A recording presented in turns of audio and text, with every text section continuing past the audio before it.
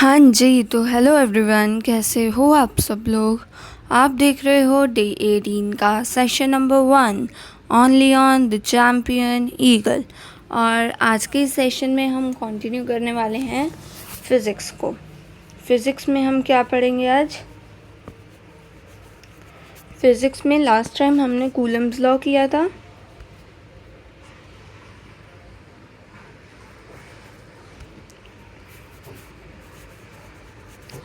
तो आज हम उसकी वेक्टर फॉर्म करेंगे कूलम्स लॉ की।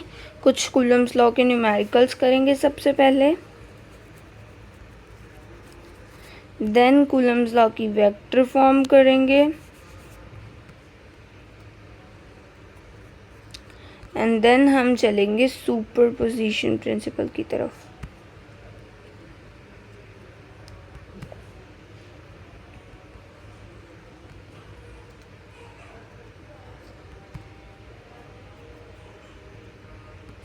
ठीक है, यहाँ तक बात हमें क्लियर है। तो सबसे पहले हम न्यूमेरिकल से ही स्टार्ट कर लेते हैं। ओके, तो अब फर्स्ट न्यूमेरिकल देखो, क्वेश्चन क्या है। क्वेश्चन है two identical charges Q and Q were placed at a distance R centimeter। ठीक है, now this Q charge gives 20% of its charge to second B charge। ठीक है, if we say this one A and this one B, so A charge gives its 25% charge to charge B. So 25% of Q will be 25 upon 100 into Q. We can write it as Q upon 4. I hope it is clear, है ना। तो क्या बात कर रहे हैं, इसको cut out किया, अपने पास 4 आ गया। ठीक है, एंड Q बाई 4 आ गया। तो 25% चार्ज कितना आ गया, Q बाई 4। और 25% चार्ज को हमने रिमूव करना है, तो Q बाई 4 चार्ज की वैल्यू नहीं आएगी। यहाँ पे बहुत से बच्चे मिस्टेक करके यहीं पे क्या है Q बाई 4 लिख देते हैं। That will be absolutely wrong.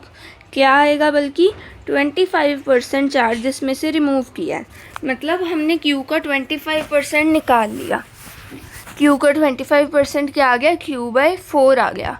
तो 25% को रिमूव करना है, तो क्या आएगा अब new charge Q dash A is equals to Q minus Q upon 4। ठीक है, यहाँ तक बात आपको क्लियर हुई।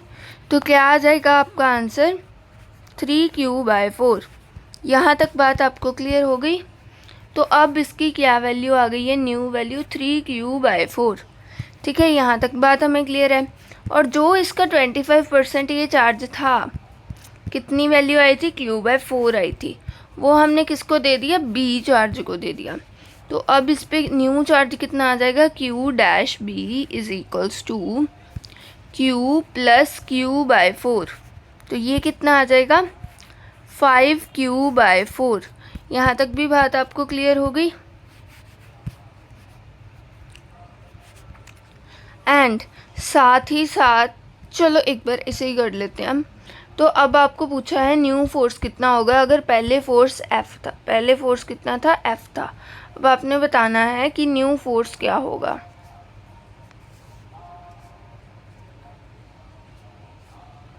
देखो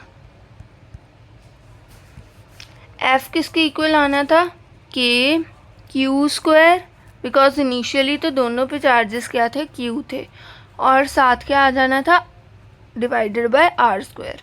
अब F डैश देखो, F डैश आएगा K, फर्स्ट A चार्ज पे वैल्यू है 3Q बाई 4 और सेकंड चार्ज पे वैल्यू है 5Q बाई 4। ठीक है, एंड अपॉन में फिर से क्या कर देंगे, R स्क्वायर कर देंगे। तो क्या आ जाएगा 15K Q स्क्वायर अपॉन क्या आ गया, 4 4 सा 16 R स्क्वायर। अब आप यहाँ पे देखो, जो इतना पार्ट है अपने पास,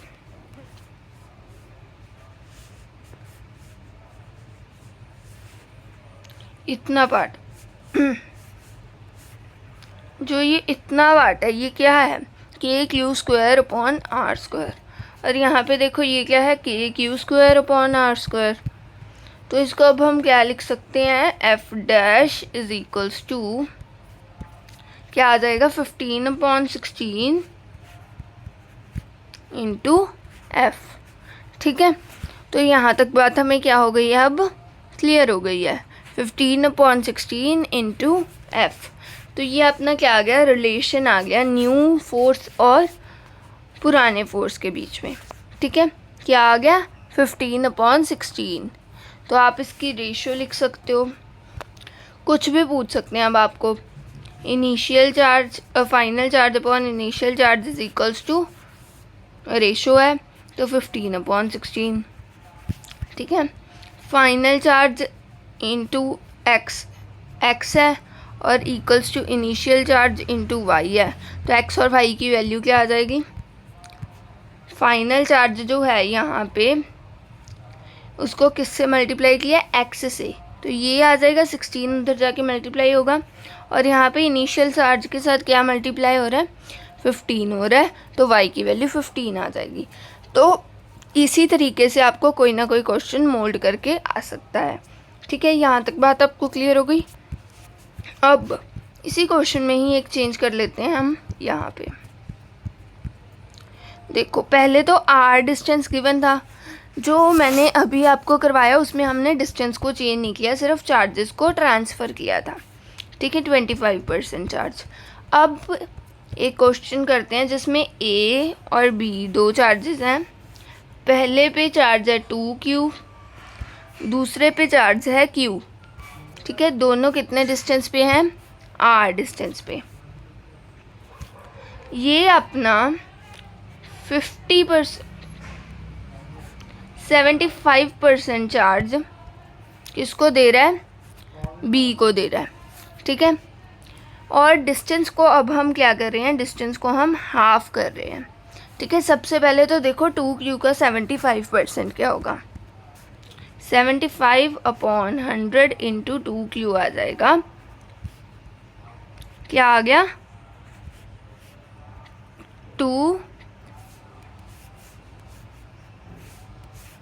2q अपॉन, एक सेकेंड, यहाँ पे 3 आएगा, यहाँ पे अपने पास 4 आएगा, एंड देन यहाँ पे आ जाएगा तो 2q नहीं आना था, 3q/2 आना था, 3q/2 आना था। ठीक है, यहाँ तक बात आपको क्लियर हुई। 75% निकाल रहे हैं हम। ठीक है, तो 75% कितना आ जाएगा, 75/100 इंटू 2q। ठीक है, सॉल्व करेंगे तो आंसर आएगा 3q/2। ठीक है, अब 3q/2 यहाँ पे नहीं लिखना, क्या लिखना है हमने, 2q माइनस 3q/2। समझ आ गया क्यों, बिकॉज हमने 75% चार्ज जो वैल्यू आई है 3q/2 उसे तो रिमूव किया है। ठीक है, तो उसे माइनस कर देंगे, सब्ट्रैक्ट कर देंगे, तो क्या आंसर आ जाएगा अपने पास, q/2। यहाँ तक बात आपको क्लियर हो गई, कितना आ जाएगा आंसर, q/2। यहाँ तक बात क्लियर हो गई है। अब इसी को ही अगर डिफरेंट मेथड से करना है, दो अलग अलग स्टेप्स नहीं करना चाहते हो, तो ये तरीका अपनाओ।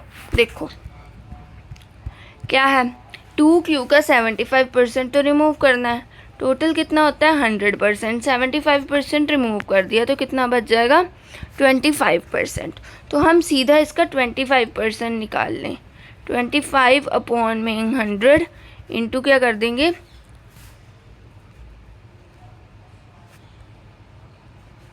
इंटू 2q कर दो। ठीक है, तो ये क्या आ गया, 1/4 आ गया, यहाँ पे क्या आ जाएगा 2 और यहाँ पे 1 आ गया। तो क्या आंसर आ गया, q/2। q/2 अब आंसर आ गया, तो इसे आप q/2 इसी तरीके से लिख लो, क्योंकि ये अपने पिछले आंसर से मैच कर गया q/2। अब यहाँ पे सब्ट्रैक्ट करने की ज़रूरत नहीं है। तो दोनों चीज़ें आई होप आपको समझ आई होंगी, बेसिक परसेंटेज वाला कॉन्सेप्ट था। ठीक है, तो हमने स्टेप्स बचाने के लिए ये चीज़ की। तो यहाँ पे क्या आ गया, q 3/2 आ गया। और 75% कितना था, 3q/2 था, तो 3q/2 चार्ज को हमने सब्ट्रैक्ट किया 2q से, और यहाँ पे b चार्ज को हमने दे दिया, तो इसमें क्या करेंगे, q + 3q/2 कर देंगे। ठीक है, तो यहाँ पे क्या आ जाएगा अब, 5q/2। यहाँ तक बात क्लियर हुई। यहाँ पे क्या आ गया अपने पास, 5q/2 आ गया। ठीक है, तो फर्स्ट चार्ज क्या बन गया, ओके सबसे पहले फोर्स पहले इनिशियल वाला लिखते हैं, क्या आएगा कि 2q² अपॉन r²। यहाँ तक बात आपको क्लियर हो गई। अब देखो f' क्या आएगा, f' आ जाएगा अपने पास कि वहाँ पे क्या आया, a की जगह पे q/2 आ गया, b की जगह पे अब क्या आ गया, 5q/2 आ गया, एंड अपॉन में क्या आया अपने पास, r/2 का होल स्क्वायर, क्योंकि डिस्टेंस को हमने हाफ कर दिया था। ठीक है, तो अब देखो 4 आ जाएगा यहाँ से ऊपर, 2 का स्क्वायर 4 होता है, 4 डिनोमिनेटर का डिनोमिनेटर है तो न्यूमरेटर बन जाएगा 4k, 5q² आ गया यहाँ पे अपने पास। यहाँ पे कितना आ जाएगा, ये देखो 2 2 ज़ा 4 आ गया, तो 4r²। अब आप क्या करोगे, अगर आप नॉर्मली सोचोगे, आप करोगे 4 और 4 को कैंसिल आउट, तो आपका नया चार्ज क्या आ जाएगा, f'। अगर आपको f' की वैल्यू पूछी है तो आप बिल्कुल इसी तरीके से करोगे। ठीक है, 4 और 4 को कैंसिल आउट कर दोगे तो f' किसके इक्वल लिख दोगे, 5kq² अपॉन क्या आ जाएगा, r का स्क्वायर। लेकिन इसे इस तरीके से भी तो लिख ही सकते हो ना, 4/4। पढ़ा रहने दो, आपको कौन सा कुछ कह रहा है, क्यों, क्योंकि अगर आपने f' और f के बीच में रिलेशन लिखना है, यहाँ पे देखो, तो हमें क्या चाहिए रिलेशन के लिए, ऊपर 2 चाहिए, क्या चाहिए, kq² अपॉन r², और न्यूमरेटर में साथ ही साथ 2 चाहिए। ठीक है, यहाँ पे देखो अब आपको 2 तो दिख ही नहीं रहा, तो क्या करोगे, 2 से मल्टीप्लाई और 2 से डिवाइड।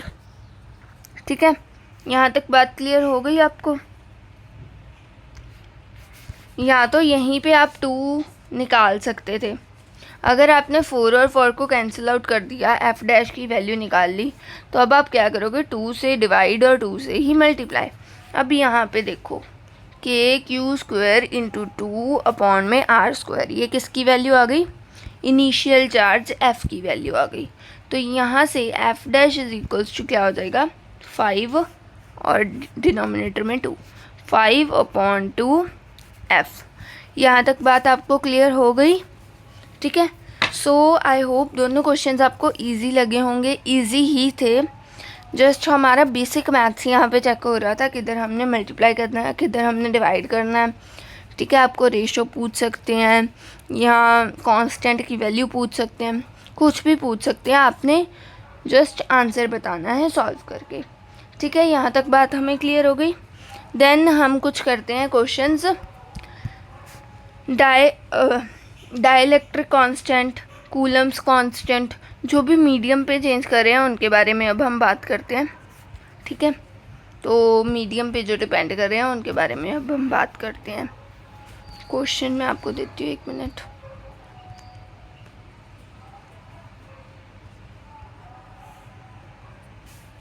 हाँ जी, तो अब अपना नेक्स्ट क्वेश्चन देखो।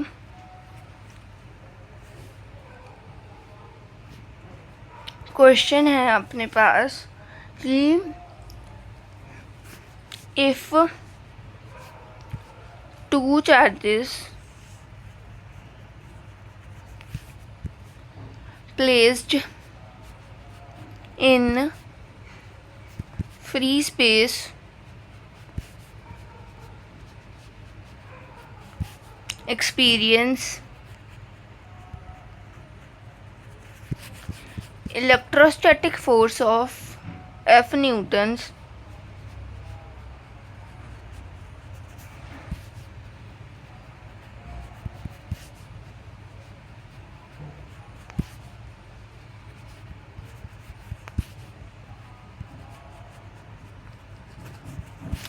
ठीक है।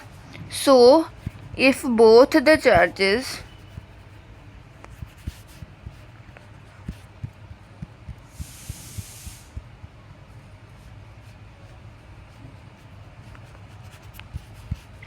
are now placed in a medium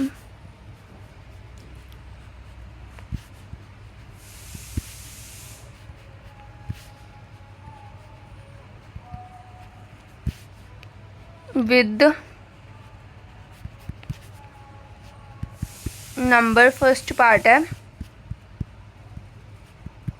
die electric constant, जिसे हम एप्सिलॉन आर मतलब कि रिलेटिव परमिटिविटी भी लिख सकते हैं, इज इक्वल्स टू क्या है 4 है, ठीक है। Then new charge will be, then new force electrostatic force will be, new force F dash will be क्या होगी।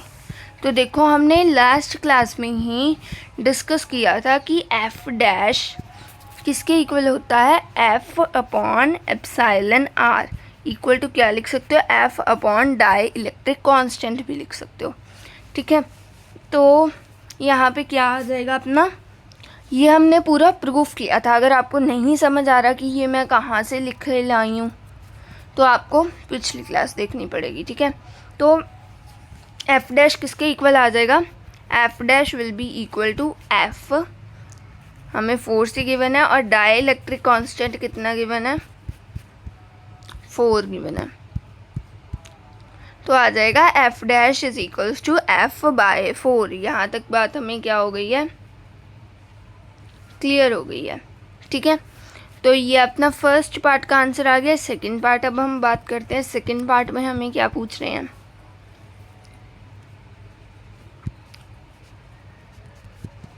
सेकेंड पार्ट में पूछ रहे हैं new force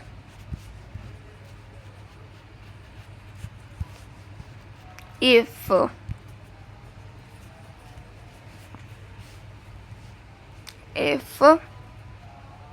permittivity of the medium is equals to 4।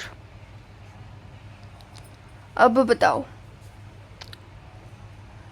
अगर मीडियम की परमिटिविटी 4 है, देखो अब आप F dash is equals to F upon 4 नहीं लिखोगे। क्यों नहीं लिखोगे, क्योंकि परमिटिविटी ऑफ मीडियम गिवन है, डाई इलेक्ट्रिक कांस्टेंट या रिलेटिव परमिटिविटी नहीं गिवन, तो F upon 4 will be a wrong answer, ठीक है। यहाँ तक बात तो पहले आपको क्लियर होनी चाहिए, हम जल्दी जल्दी में पढ़ते नहीं हैं और गलत आंसर देख लेते हैं, ठीक है। एप्सिलॉन एम की वैल्यू दी है, तो F dash will be equal to K Q, एक सेकेंड, 2 आइडेंटिकल चार्जेस मान लेते हैं, तो क्यू स्क्वायर आ गया अपॉन क्या आ गया, आर स्क्वायर आ गया, ठीक है। डिस्टेंस हम आर मान रहे हैं। अब यहाँ पे के की वैल्यू क्या आनी है, आप इसको देखो, क्यू और आर तो रह गए कांस्टेंट, 1/4 पाई एप्सिलॉन एम आएगा, ये यहाँ पे क्या आ गया, एप्सिलॉन एम आ गया, ठीक है। एप्सिलॉन एम की वैल्यू अब आपको कितनी दी हुई है, 4 दी हुई है, तो आप क्या लिखोगे, Q square upon 16 pi R square. यहाँ तक बात आपको अब क्या होनी चाहिए, क्लियर होनी चाहिए। हमने क्या किया है, एप्सिलॉन एम की वैल्यू पुट की है, किसकी वैल्यू पुट की है, एप्सिलॉन एम की फॉर्मूले में वैल्यू पुट की है। ये अब कोई रिलेशन नहीं आया अपने पास, जस्ट वैल्यू आई है न्यू फोर्स की, जो कि क्या है, Q square upon 16 pi R square. यहाँ तक बात आपको क्लियर हो गई। और जो अपना इनिशियल चार्ज था एफ इनिशियल, वो किसकी इक्वल था, K Q square upon 4 pi epsilon naught R square. यहाँ तक बात आपको क्लियर है। तो इसमें से अगर हम एप्सिलॉन नॉट को ऊपर और नीचे क्या है मल्टीप्लाई कर दें, तो यहाँ से क्या आ जाएगा, 16 को भी अब हम रब करके क्या लिख लेते हैं, 16 को हम लिख सकते हैं 4 × 4, यहाँ तक बात आपको क्लियर है? तो अब यहाँ पे देखो Q² 4 पाई, एक सेकेंड, इतना पार्ट अपने पास आ गया और ये किसकी वैल्यू बन गई है? इनिशियल चार्ज F की। तो अब यहाँ पे अपना रिलेशन अगर हम बनाएंगे तो F dash is equals to क्या आ जाएगा? F into epsilon naught over 4। ठीक है, तो ये आएगा अपना रिलेशन, अगर आपको रिलेशन पूछ लें, नहीं तो आप इसी तरीके से करोगे। ठीक है, ये मतलब नीट में पूछा भी नहीं जाता क्वेश्चन, बहुत कम चांसेस हैं, लेकिन आपको पता होना चाहिए। अगर आपको क्वेश्चन आ जाए आप कंफ्यूज मत हो। ठीक है, तो एप्साइलन एम अगर हम लेंगे तो इस तरीके से हम वैल्यू निकालेंगे, फिर एप्साइलन नॉट लेके। ठीक है, अगर तो डाइलेक्ट्रिक कांस्टेंट ही दिया है फिर तो क्या है, अच्छी बात है। ओके, सो ये अपना होगी बात। एंड एक चीज़ मैंने आपको बताई ही थी कि के जो डाइलेक्ट्रिक कांस्टेंट है वो हमेशा ग्रेटर देन और इक्वल टू क्या होता है? 1 होता है। यहाँ तक भी बात हमें क्लियर है? देन एक और क्वेश्चन करते हैं एंड देन इसके बाद हम चलेंगे Coulomb's law in vector form पर। देखो, अगर आपके पास दो चार्जेस हैं, कैपिटल Q और स्मॉल q, दोनों कुछ डिस्टेंस पे पड़े हैं, जिसको हम ले लेते हैं d डिस्टेंस ले लेते हैं हम। एंड अगर वो कह रहे हैं कि डिस्टेंस को हम डबल कर दें, क्या कर दें? डिस्टेंस को डबल, मतलब कि d dash is equals to 2 times d कर दें। ठीक है, यहाँ तक बात आपको क्लियर है? चार्जेस को क्या कर रहे हैं? हाफ कर रहे हैं, तो Q dash is equals to Q upon 2, small q dash is equals to small q by 2। यहाँ तक भी बात आपको क्लियर हो गई? ठीक है, और साथ ही साथ आपको बता रहे हैं कि मीडियम चेंज कर दिया, और मीडियम कौन सा ले लिया? जिसका डाइलेक्ट्रिक कांस्टेंट क्या है? 4 है। क्या है? 4 है। ठीक है, यहाँ तक बात आपको क्लियर हो गई? सबसे पहले तो अब आप इसको कंफ्यूज मत करना। सबसे पहले तो आप ये चीज़ देखोगे कि अगर मैं एक सेकेंड, आप ये चीज़ देखोगे सबसे पहले कि अगर मैं मीडियम ना चेंज करूं तो फोर्स की क्या वैल्यू आ जाएगी। ठीक है, मतलब ये 3 फैक्टर्स को देखेंगे, मीडियम चेंज करने वाले डाइलेक्ट्रिक कांस्टेंट को एक बार नहीं देखेंगे। ठीक है, या फिर आप उल्टा भी कर सकते हो कि सबसे पहले आप मीडियम चेंज कर दो, इसके बाद ये सारी वैल्यूज़ चार्ज और डिस्टेंस की वैल्यूज़ को चेंज कर दो। ठीक है, तो यहाँ पे क्या आ जाएगा? F dash in free space लिख लो, वैक्यूम लिख लो आप। एफ डैश बी किसके इक्वल आ जाएगा? के Q, capital Q small q upon दोनों को क्या किया? हाफ किया, तो यहाँ पे नीचे क्या आ जाएगा? 4 आ जाएगा। ठीक है, इंटू क्या आ जाएगा? 2d का स्क्वायर, 2 का स्क्वायर 4 आ जाएगा, d स्क्वायर। ठीक है, यहाँ तक बात हमें क्लियर हो गई? अब आपको पता ही है कि के capital Q small q divide by d square किसकी वैल्यू थी? इनिशियल फोर्स की वैल्यू थी यहाँ पे। ठीक है, तो इसको हम क्या लिख सकते हैं? इनिशियल फोर्स लिख सकते हैं। ठीक है, देखो अब क्या आ गया अपने पास? F अपॉन में 16 आ गई। ठीक है, F डैश इन वैक्यूम की वैल्यू क्या आ गई है? F अपॉन में 16। अब अगर हम मीडियम ले लें तो F डैश इन मीडियम, अब हम पुरानी वैल्यू नहीं लेंगे, ये वाली वैल्यू को ही डिवाइड करेंगे डाइलेक्ट्रिक कांस्टेंट से। किससे डिवाइड करोगे? डाइलेक्ट्रिक कांस्टेंट से डिवाइड करोगे। ठीक है, लेकिन वैल्यू ये वाली लेनी है F अपॉन 16। ठीक है, कौन सी वैल्यू नहीं लेनी है? पिछली वाली जो क्या थी? F। यहाँ पे फोर्स था ना F, तो आपने F बाय 4 नहीं करना डाइलेक्ट्रिक कांस्टेंट के लिए, आपने क्या करना है? F बाय 16 को डिवाइड बाय 4 करना है, मतलब कि ये वैल्यू आ जाएगी अपनी।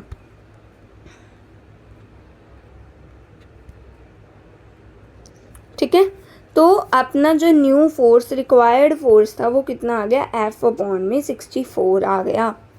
ठीक है, यहाँ तक बात आपको क्लियर है। अब जैसे मैंने आपको बताया था आप उल्टा भी कर सकते हो, तो उल्टा भी मैं करके दिखा देती हूँ एक बार आपको। तो सबसे पहले इसे ले लेते हैं, तो F' इन मीडियम ले लिया सबसे पहले। तो अब अगर हम स्टार्ट इससे कर रहे हैं तो क्या करेंगे, F/4 लोगे। क्या लोगे, F/4 लोगे। ठीक है, आपको क्लियर है। F को अब हम क्या लिख सकते हैं, K capital Q small q upon क्या लिखोगे 4 और R का स्क्वायर। ठीक है, यहाँ तक बात हमें क्लियर है। अब हम इसमें चार्जेस की वैल्यू चेंज कर देंगे। इसमें क्या है, चार्जेस की वैल्यू चेंज कर देंगे, डिस्टेंस की वैल्यू चेंज कर देंगे। तो F' इन वैक्यूम अब क्या आ जाएगा, F' इन मीडियम आ जाएगा व्हेन चार्जेस आर चेंज्ड। ठीक है, उसमें पहले हमने F' वैक्यूम में निकाल लिया, फिर F' मीडियम में निकाल लिया। यहाँ पे F' पहले मीडियम में निकाल लिया, लेकिन जो बाद में भी आएगा वो भी तो मीडियम में ही रहेगा। तो मीडियम में तो रहेगा, लेकिन F' अब क्या आ गया, जब चार्जेस और डिस्टेंस की वैल्यू को चेंज कर दिया हमने। ठीक है, तो अब क्या आ जाएगा, F/4। ठीक है, और इसमें अब हम डिस्टेंस की वैल्यू और चार्जेस की वैल्यू चेंज करते हैं। F' मीडियम 2 लिख लेते हैं। सेकेंड टाइम जो हम निकाल रहे हैं वो किसके इक्वल आ जाएगा, K। फर्स्ट चार्ज क्या है, Q/2। सेकेंड चार्ज क्या है, स्मॉल q/2। ठीक है, अपॉन में क्या आना है, डिस्टेंस D, 2D का स्क्वायर। यहाँ पे क्या था, 4 आ गया था क्योंकि डाइलेक्ट्रिक कांस्टेंट था 4। ठीक है, इसको सॉल्व करोगे तो आपके पास सेम आंसर आएगा। कितना आ जाएगा, F/64। ये आप अब सॉल्व करके देखना। 2 × 2 है 4, 4 4 से 16, यहाँ पे भी 2 का स्क्वायर होगा 4, 16 4 से 64 आ गया आपका आंसर। तो आपका क्या आएगा, F' = F/64। अगर आपको ये चीज़ समझ आ गई तो अब आप इसको एक ही स्टेप में सीधा भी सॉल्व कर सकते हो, वो भी हम करते हैं अभी। ठीक है, सबसे पहले तो आपको ये सारी बातें क्लियर होनी चाहिए। यहाँ पे बस आपने D लिखना था, मैंने R लिख दिया, तो D लिखना है हमने। अब देखो इसको एक ही स्टेप में सॉल्व करके देखते हैं हम। तो एक ही स्टेप में अगर आप सॉल्व करोगे तो F' = क्या लिख दोगे आप, K। चार्ज क्या हो गया अब, कैपिटल Q/2 बन गया, स्मॉल q/2 बन गया, अपॉन में क्या आ गया, 2D का होल स्क्वायर आ गया अपने पास। यहाँ तक बात आपको क्लियर हो गई। देन अब हम इसको क्या कर देंगे, डाइलेक्ट्रिक कांस्टेंट से डिवाइड कर देंगे जो नया चार्ज आया है। हमें पता है क्योंकि डाइलेक्ट्रिक कांस्टेंट क्या होता है, डिवाइड होता है। तो इस तरीके से करोगे एक ही स्टेप में समझ के, तो आपका आंसर फिर भी क्या आएगा, सेम आएगा, F' = F/64। यहाँ तक बात आपको आई होप अब क्या हो गई है, क्लियर हो गई है। ठीक है, तो यही अपने बहुत ही सिंपल से क्वेश्चंस हैं। एंड इसी में ही एक और टाइप का क्वेश्चन आता है जो होता है कि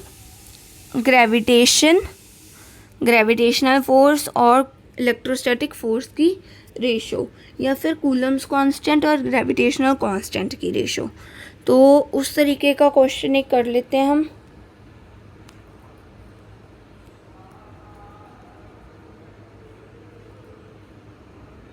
एक सेकेंड,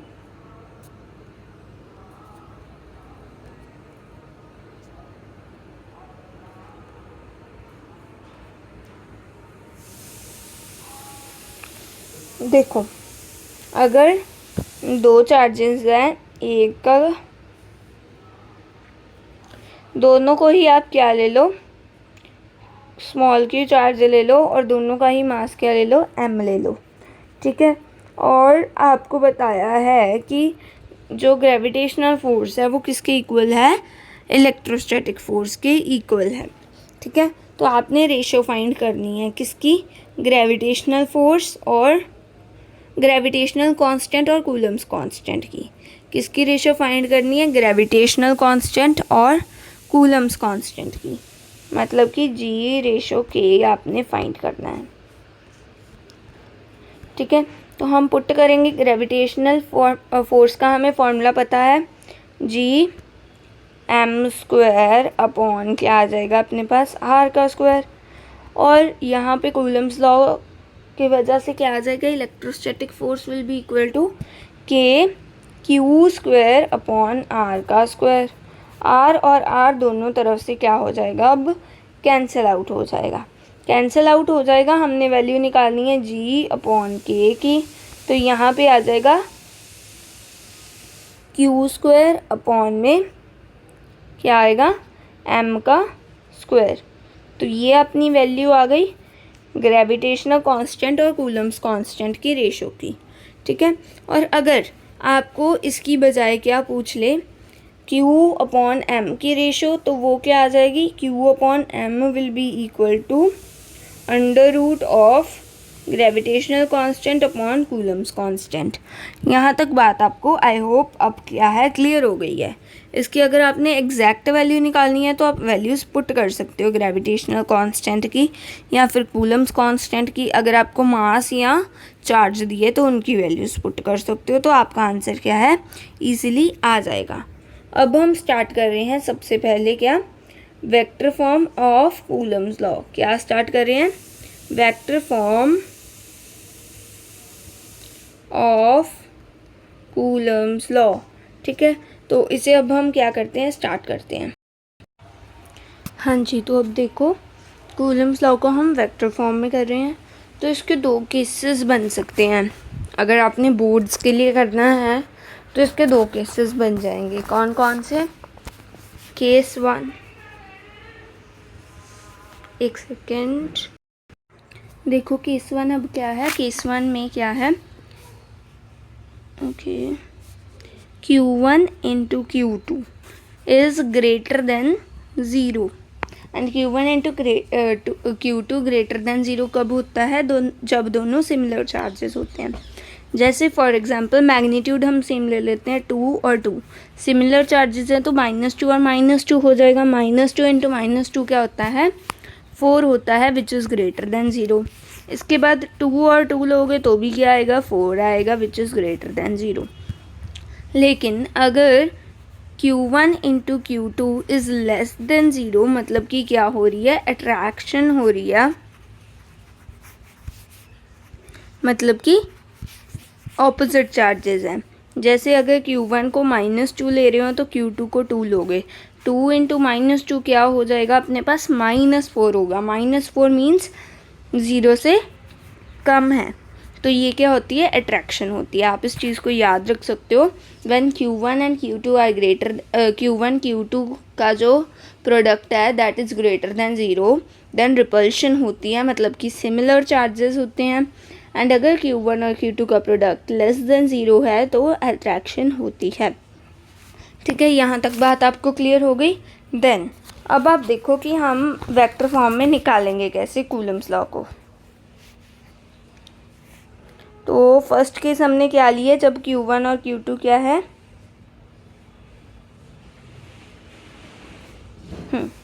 Q1 और Q2 क्या है, ग्रेटर देन 0 है। ग्रेटर देन 0 है मतलब कि क्या है, सिमिलर चार्जेस है। तो एक को हम क्या लेते हैं, A, दूसरे को क्या ले लेते हैं, B। A और B क्या है, Q1 और Q2 हैं। इसका चार्ज क्या है, Q1, इस पे चार्ज कितना है, Q2, और दोनों के बीच जो डिस्टेंस है उसे हम ले लेते हैं R। ठीक है, यहाँ तक बात आपको क्लियर हो गई है। अब देखो, अब हम निकालते हैं फोर्स। फोर्स किधर आएगा, लाइन जॉइनिंग के अलॉन्ग, कुछ इस तरीके से। देखो यहाँ से लाइन जॉइन करी एंड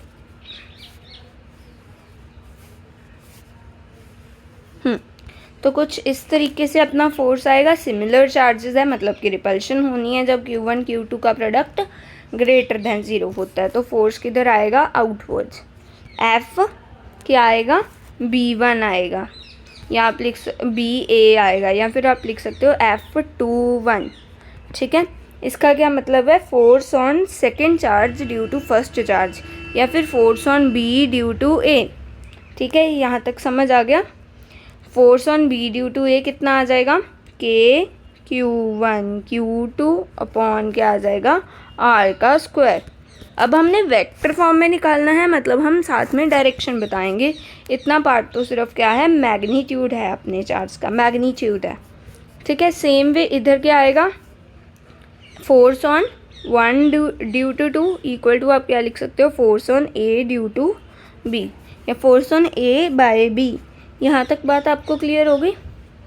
इसके बाद देखो, अब जो अपना क्या है, डिस्टेंस है, इसको भी हम वेक्टर फॉर्म में लिखेंगे। तो इधर आ जाएगा, इधर क्या आएगा, R12। क्या आ गया, R12। क्यों, क्योंकि R12 क्या है, अब डिस्टेंस ऑफ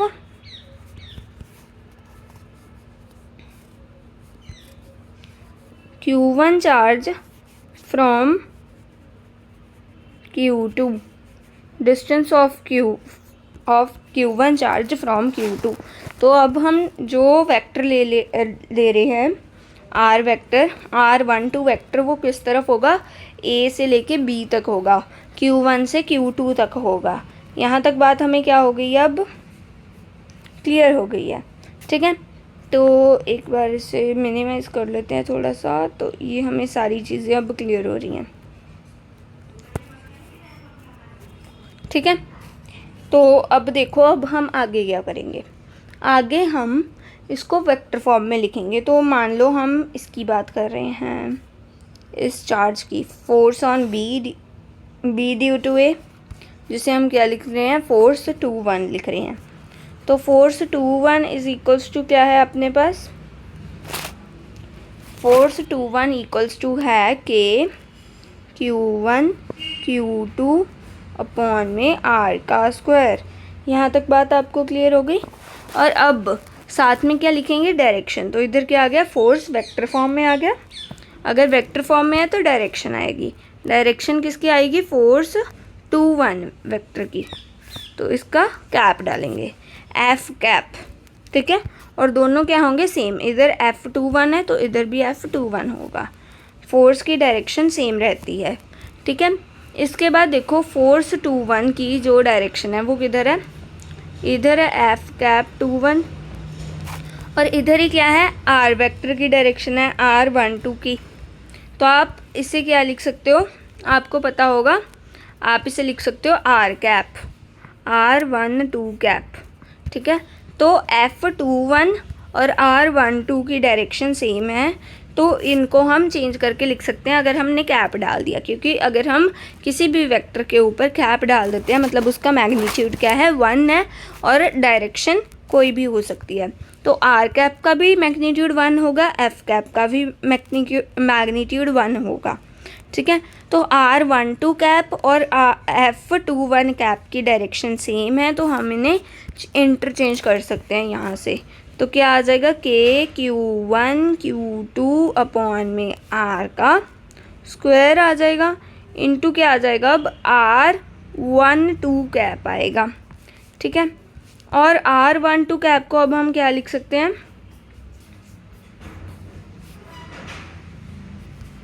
R12 कैप को आप लिख सकते हो R वेक्टर 12 अपॉन में मैग्नीट्यूड ऑफ R वेक्टर।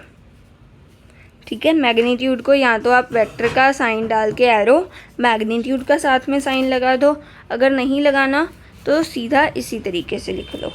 ठीक है, मैग्नीट्यूड ही है, चाहे R12 लो चाहे R21 इस तरफ होगा, मैग्नीट्यूड तो सेम ही होगा ना R वेक्टर का। तो यहाँ पे आप सीधा R ही लिख सकते हो, R12 लिखने की भी आपको ज़रूरत नहीं है। ठीक है, यहाँ तक बात आपको क्लियर होगी।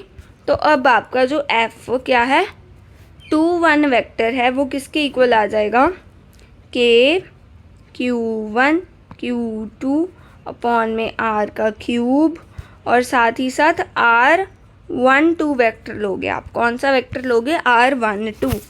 तो आपको समझ आया होगा जब क्या हो रही है, रिपल्शंस हो रही हैं, तो जो फोर्स लेते हैं, कौन सा लिया है, 2-1 लिया है, F21, तो इधर क्या आएगा, R12 आएगा, बाकी सारा कुछ सेम रहेगा, ठीक है। और नीचे क्या आ जाना है, R³ आ जाना है। यहाँ तक बात आपको क्या हो गई, अब क्लियर हो गई है, ठीक है। इसी तरीके से क्या हो जाएगा, F12 vector will be equals to same KQ1 Q2 upon में R का क्यूब, और डायरेक्शन कौन सी वेक्टर कौन सा आ जाएगा, R21 वेक्टर आएगा अब, ठीक है। यहाँ तक बात आपको क्लियर होगी। नीट के लिए आपको मैं इजी मेथड बताऊंगी, ये आपके स्कूल के लिए जस्ट डेरिवेशन है, ठीक है। ये आपको क्लियर हो गया। देन आगे देखो, आगे अपने पास आ गया, अगर Q1 Q2 क्या है, लेस देन 0 है, मतलब कि ऑपोजिट चार्जेस हैं। ऑपोजिट चार्जेस क्या करते हैं, अट्रैक्शन, तो यहाँ पे क्या आ जाएगा, अट्रैक्ट, ठीक है। तो अब देखो, ये क्या है A, ये क्या है B, ये क्या है Q1, ये क्या है Q2, ठीक है। दोनों क्या हैं, अब ऑपोजिट चार्जेस हैं, तो अट्रैक्ट करेंगे। तो अब देखो, फोर्स इधर आएगा, इसका फोर्स भी इधर आएगा। ये कौन सा है, F, फोर्स ऑन 1/2, तो F12 है ये, और ये क्या है, F21 है। यहाँ तक बात आपको क्या हो गई है, अब क्लियर हो गई है। ये पूरा था R, तो अब क्या लेंगे हम, distance of Q2 vector from Q1 R21 आ जाएगा, और distance of Q1 vector from Q2 vector क्या आ जाएगा, R12 आ जाएगा। यहाँ तक बात आपको क्लियर हो गई। अब जो हमने यहाँ पे स्टेप लिया था, डिट्टो सेम स्टेप आएगा, ठीक है, ये वाला स्टेप, क्योंकि जो आप फोर्स वेक्टर में ले रहे हो उसी क्या आएगा, यूनिट वेक्टर आएगा, उसी का क्या है, यूनिट वेक्टर आएगा। तो यहाँ पे ये नहीं देखना कि यहाँ पे ये दोनों सेम है तो उधर डिफरेंट हो जाएंगे, उधर भी ये दोनों क्या रहेंगे, सेम है। अगर यहाँ पे फोर्स वेक्टर है और इधर क्या है, फोर्स का यूनिट वेक्टर है। लेकिन अगर आप आर का यूनिट वेक्टर लोगे तो वो क्या हो जाता है, रिपल्शन में ऑपोजिट हो जाता है, अट्रैक्शन में सेम ही रह जाता है। अभी हम देखते हैं, इधर आओ। तो यहाँ पे सबसे पहले अपने पास क्या आ गया, फोर्स ऑन, हम 2-1 ही ले लेते हैं, 2-1 वेक्टर फॉर्म में ले रहे हैं, तो KQ1 Q2 अपॉन में R का स्क्वायर, और इधर अब हम फोर्स का यूनिट वेक्टर लेंगे, क्या आएगा, F21 कैप, और F21 कैप, अब देखो इधर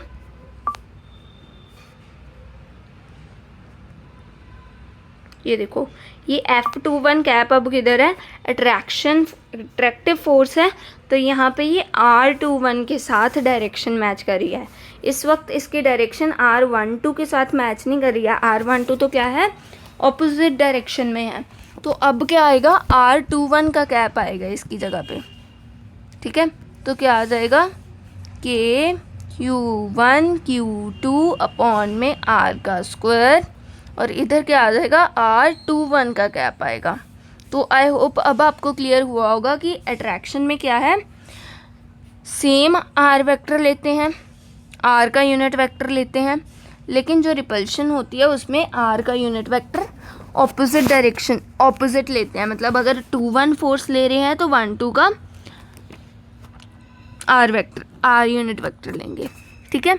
डायरेक्शन तो क्या है, सेम होनी चाहिए, हमने डायरेक्शन देखना है, ये नहीं देखना कि ऑपोजिट करना है या सेम करना है। आप डायग्राम बना के देखोगे, आपको याद रखने की भी ज़रूरत नहीं पड़ेगी। जिस डायरेक्शन में फोर्स है उस डायरेक्शन में जो डिस्टेंस वेक्टर जा रहा है, डिस्प्लेसमेंट वेक्टर जा रहा है, उसी को हम ले लेंगे, ठीक है। यहाँ तक बात आपको क्लियर हो गई है।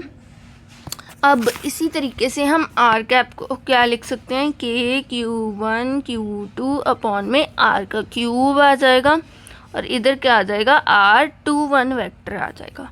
कौन सा आ जाएगा, R21 वेक्टर। और यहाँ पे फोर्स कौन सा था, force 2-1, force on 2/1, force on Q2 by Q1, और इधर डिस्टेंस क्या आएगा, distance of Q2 from Q1।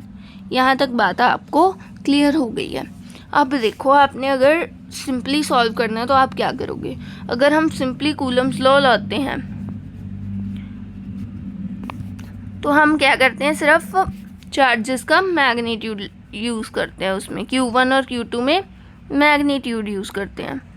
लेकिन अगर आप क्या कर रहे हो, vector form of Coulomb's law कर रहे हो, तो आपने क्या करना है, चार्जेस को साइन के साथ यूज़ करना है। किसके साथ, साइन के साथ यूज़ करना है। ओके, तो देखो अब फोर्स कोई भी ले लो, या मान लो कि फोर्स हमने ले ली F21 ले लेते हैं हम। कौन सी फोर्स ले रहे हैं हम, F21, ठीक है। देखो अब कोई भी फोर्स ले लिया आपने, इसको क्या लिख सकते हैं, F इंटू एफ कैप लिख सकते हो आप। किसी भी वेक्टर को हम मैग्नीट्यूड इंटू यूनिट वेक्टर से मल्टीप्लाई कर देते हैं तो वो वेक्टर की वैल्यू आ जाती है, ठीक है। तो F की वैल्यू क्या थी, Q1 Q2 अपॉन में R का स्क्वायर।